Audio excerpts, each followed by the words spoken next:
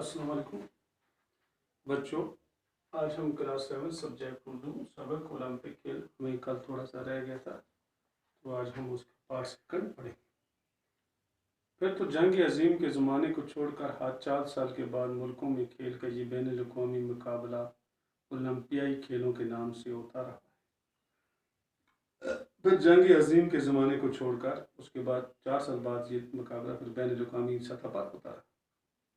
इसके इंतज़ाम के लिए आला सतह की एक बैन अवी कमेटी है, जिसमें हिस्सा लेने वाले मुख्तलिफ ममालिकों के नुमाइंदे भी होते हैं।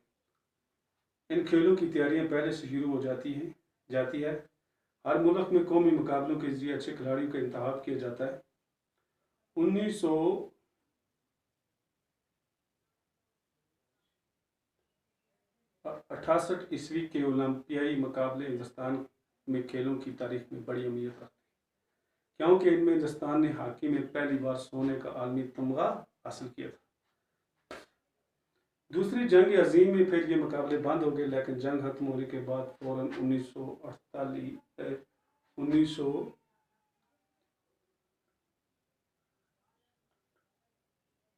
1948 ईस्वी में लंदन में ओलंपियाई मुकाबले हुए, जिनमें 122 मुल्कों के 10,000 खिलाड़ियों ने हिस्सा लिया।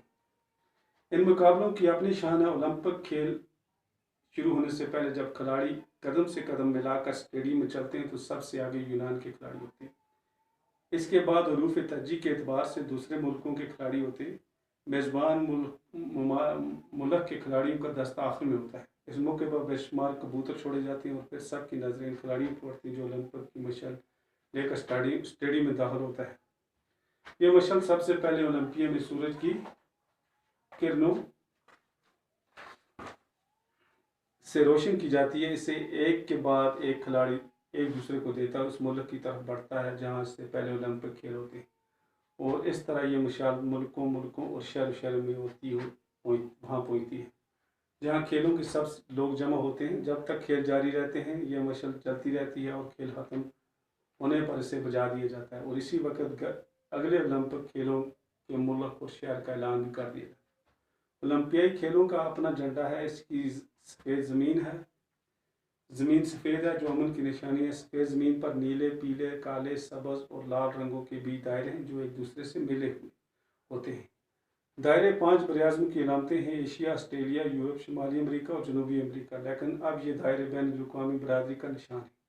इन 5 रंगों में हर कौमी झंडे का कोई ना कोई रंग शामिल है। यूं के दायरे तमाम मुल्कों के मेल जोल को ज़ाहिर करते हैं।